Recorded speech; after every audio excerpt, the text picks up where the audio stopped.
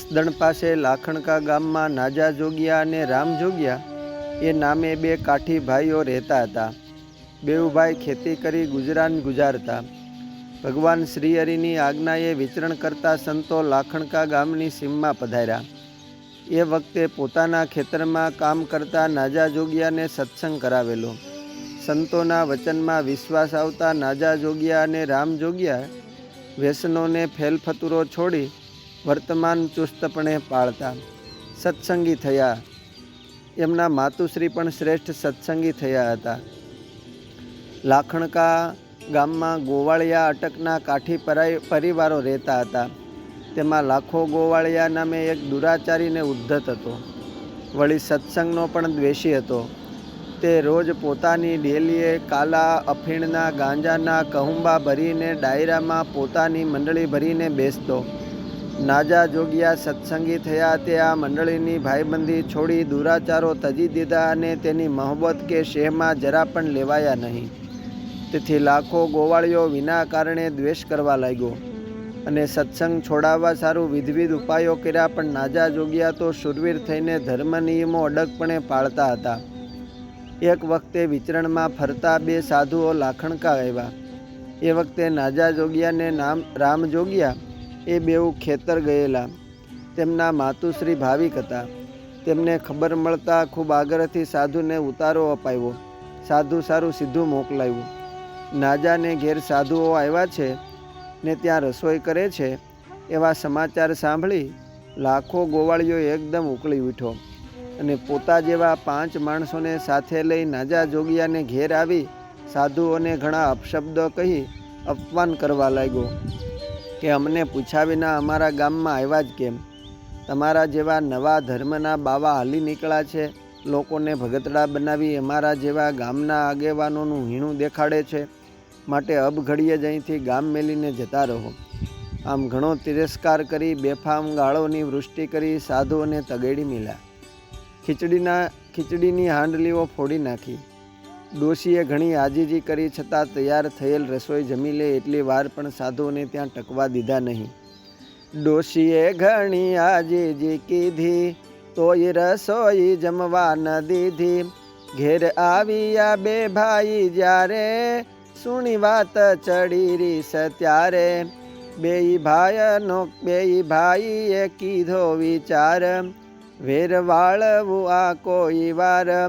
સંત માટે તો મૂકીએ ગામ સંત માટે તો તજીએ ભામ આવું સાખીએ જો અપમાન શેના આપણે ક્ષત્રિય સંતાન તે તો ક્ષત્રિય તણો નહીં ધર્મ જુઓ મન ધરી ગીતાનું મર્મ. બંને ભાઈ ખેતીનું કામ કરી બપોરે ઘેર આવ્યા.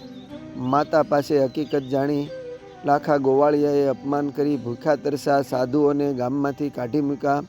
આથી નાજા જોગિયાના હૃદયમાં ખેદ થયો. પ્રાણ ન્યોછાવર કરી સત્સંગનો પક્ષ રાખવો એવો ભાવ થયો. બેઉ ભાઈઓના લોહી ઉકળી ઉઠ્યા. નાજા જોગિયાએ વિચાર કર્યો કે ગામ છોડવું પડે તો ભલે, પણ સાધુનું અપમાન કરનારને જણાવવું છે કે નાજો કોઈ મુવાલી માણસ નથી જે દુષ્ટોથી દબાઈ જાય. પોતાના માતુશ્રીને અન્ય સ્થળે મૂકી આવી બંને ભાઈઓ શસ્ત્ર સજ્જ થઈ ગામને ચોરે લાખો ગોવાળીઓ વગેરે ડાયરો હોપો તથા અફીણના કસુંબાના કેફમાં અલગ મલક ગપ્પા લગાવી રહ્યા હતા. ત્યાં જઈને 2-4 મોટેરાઓને બરછી મારીને ઘાયલ કર્યા. આમ ગામ વચ્ચે ધોળે દિવસે ધીંગાણું થતાં તે દ્વેષીઓના સ્નેહીને લાગતા વળગતા લોકો હથિયારો લઈને પાછળ દોડી આવ્યા. બેઉ ભાઈઓ ઘોડે ચડી ભાગી છૂટા.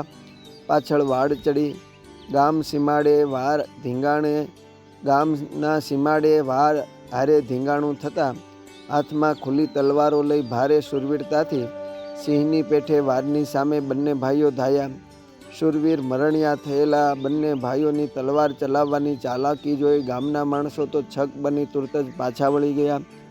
આમ પોતાના વતનના ગામમાં અણધાર્યો પ્રસંગ બની જતા નાજા જોગિયાને પોતાના ગામમાં સુખેથી રહી શકાય એવું રહ્યું નહીં. બંને ભાઈઓ કેટલાક સ્થળે ફર્યા પણ કોઈએ આશ્રય ન આપ્યો.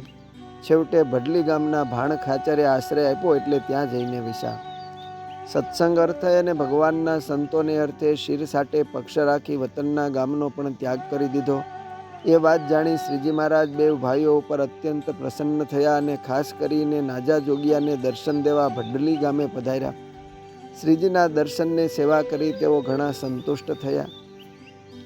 એ વખતે ઉનાળાની ઋતુ હોય, સખત તાપ પડતો હતો. નાજા ભક્તને ઘેર ઘણી સાંકળ હતી, તેથી જેમાં પછી ગામને પાદર લીમડાની સુંદર એકલ છાયા હતી ત્યાં શ્રીજી વિરાજ્યા. ત્યાં ગામ લોકો દર્શન અને કથા વાર્તાનો લાભ લઈને રાજી થયા. ગામધણી ભાણ ખાચર પણ દર્શન કરવા આવ્યા. ભાણ ખાચરને દૂરથી આવતા જોઈને શ્રીજી મહારાજ મુખ આડું કપડું રાખી સૂઈ ગયા.